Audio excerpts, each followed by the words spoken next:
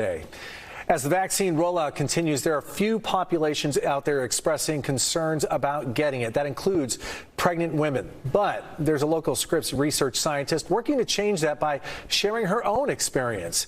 News 8's Shannon Handy has more on her decision to get vaccinated and her advice for other pregnant women trying to decide if they should do the same.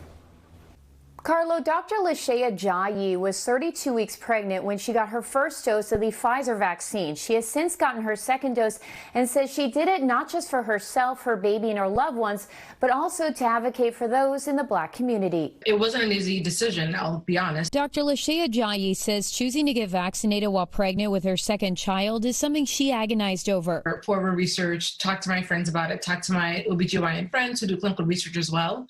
And at the end of the day, I had to decide kind of what was best for me and my exposure. Ultimately, her decision was based on multiple factors. For starters, the Scripps research clinician scientist is a frontline worker. Statistics show Black people are more likely than others to be hospitalized or die from COVID-19. Finally, pregnant women are also at increased risk if they get the disease. We know that pregnant women are 2 to 3 times more likely to die or be intubated. But Dr. Ajayi says she wasn't just worried about herself, but her loved ones as well. I have a 3.5-year-old at home, having this one and still not knowing kind of when things are going to let up, when we're going to have enough people vaccinated to get herd immunity. Anything I can do to protect my family makes me feel a lot more confident. Still, she is well aware of the fear associated with pregnant women getting the vaccine, in part because there isn't enough data available. She'd like to change that. Dr. Ajayi runs the Power Mom study, which collects information about what happens to women during pregnancy.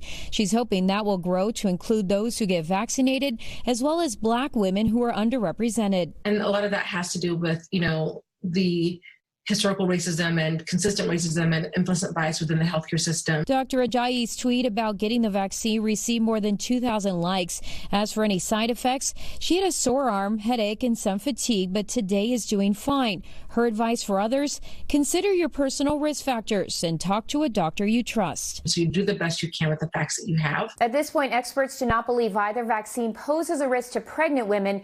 Both Pfizer and Moderna have ongoing trials to gather more data. Thank you, Shannon.